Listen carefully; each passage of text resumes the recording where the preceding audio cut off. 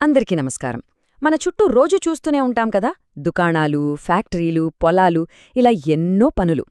ఇవన్నీ ఒక పెద్ద ఆర్థిక వ్యవస్థలో భాగమనమాట. మరి ఇంత పెద్ద సంక్లిష్టమైన సిస్టమ్ని సింపుల్గా ఎలా అర్థం చేసుకోవాలో ఈరోజు మనం చూద్దాం. మన చుట్టూ కళ్ళు తెరిచి చూస్తే చాలు, ఎప్పుడూ ఏదో ఒక యాక్టివిటీ జరుగుతూనే ఉంటుంది. ఈ చిత్రంలో చూస్తున్నట్లే రద్దీగా ఉండే రోడ్లు, వ్యాపారాలతో సందడిగా ఉండే దుకాణాలు, ఇలా మన జీవితం ప్రతి క్షణం ఈ ఆర్థిక కార్యకలాపాలతో పెనవేసుకుపోయుంది. సరే, బావుంది. ఇంత జరుగుతోంది కదా, వీటన్నింటినీ ఒక ఆర్డర్లో, ఒక పద్ధతి ప్రకారం అర్థం చేసుకోవడం ఎలా? అదృష్టవశాత్తు దీనికో మార్గముంది. దాని గురించే మనం ఇప్పుడు తెలుసుకోబోతున్నాం. ఈరోజు మనం మన ఆర్థిక వ్యవస్థలోని 3 ముఖ్యమైన భాగాలను చూద్దాం. అవి ప్రాథమిక రంగం, ద్వితీయ రంగం, ఇంకా తృతీయ రంగం. చివర్లో ఇవన్నీ ఒకదానితో ఒకటి ఎలా కనెక్ట్ అయి పనిచేస్తాయో కూడా చూసేద్దాం.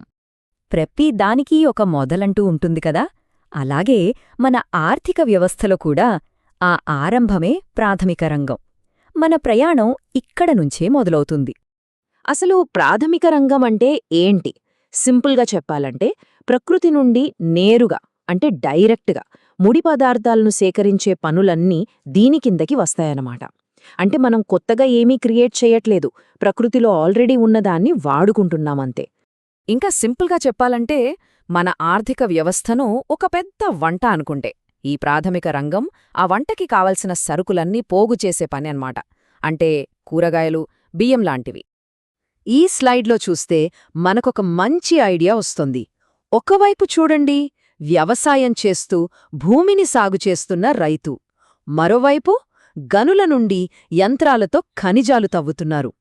ఈ 2 పనులు వేరువేరుగా కనిపించినా వాటి వెనుకున్న కాన్సెప్ట్ ఒక్కటే, ప్రకృతి నుంచి వనరులు తీసుకోవడం.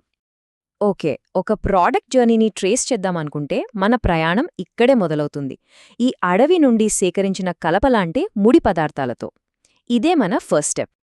సరే, ముడి పదార్థాలు సేకరించాం. తర్వాత ఏంటి? ఇక్కడే మన కథలో 2వ చాప్టర్ మొదలవుతుంది. అదే ద్వితీయ రంగం, అంటే వస్తువులను తయారు చేయడం. ద్వితీయ రంగం, దీనిని తయారీ రంగం అని కూడా అంటారు. ప్రాథమిక రంగం నుండి వచ్చిన ముడి పదార్థాలను తీసుకొని ఫ్యాక్టరీలలో ప్రాసెస్ చేసి మనకు ఉపయోగపడే వస్తువులుగా మార్చే పనులన్నీ దీని కిందకే వస్తాయి.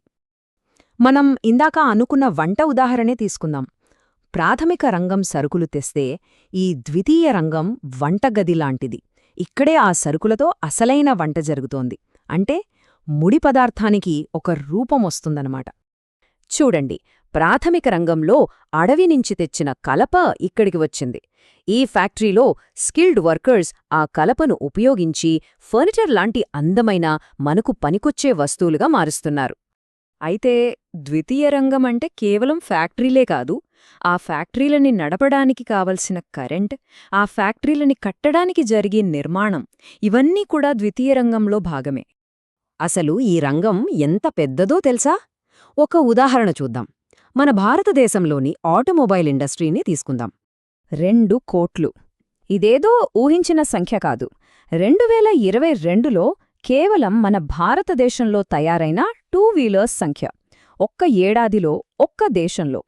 దీన్ని బట్టి ద్వితీయ రంగం స్కేలు, దాని పవరేంటో మనం అర్థం చేసుకోవచ్చు.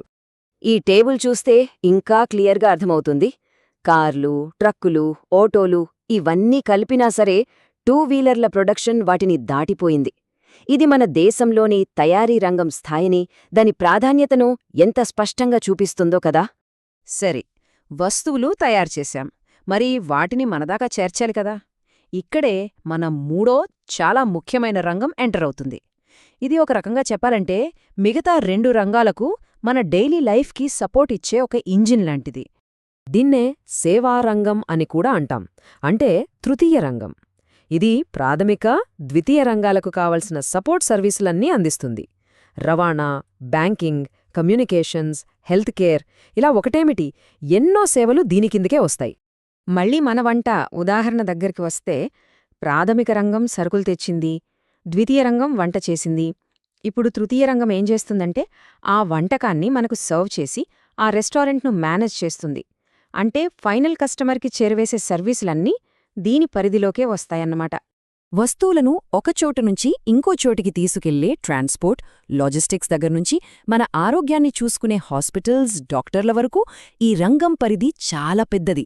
ఇది ఫిజికల్ గూడ్స్తో కాకుండా సేవలతో డీల్ చేస్తోంది. ఇప్పటిదాకా మనం 3 వేర్వేరు రంగాలుగా వీటిని చూశాం. కాని నిజానికి అవి వేర్వేరు కానే కాదు. ఈ పజిల్ ముక్కలన్నీ ఒకదానితో ఒకటి ఎలా కనెక్ట్ అయ్యి ఒక కంప్లీట్ పిక్చర్నిస్తాయో ఇప్పుడు చూద్దాం. ఆహా, ఇవి చూడండి ఎంత క్లియర్గా ఉందో. స్టెప్ 1 ప్రాథమిక రంగంలో అడవి నుండి కలపను సేకరించారు. స్టెప్ 2 ద్వితీయ రంగంలో ఆ కలపతో ఫర్నిచర్ తయారుచేశారు. ఇక స్టెప్ 3 తృతీయ రంగంలో ఆ ఫర్నిచర్ని ట్రాన్స్పోర్ట్ చేసి షాపులో అమ్ముతున్నారు. చూసారా, ఈ 3 ఒకదానితో ఒకటి ఎంత బలంగా ముడిపడి ఉన్నాయో?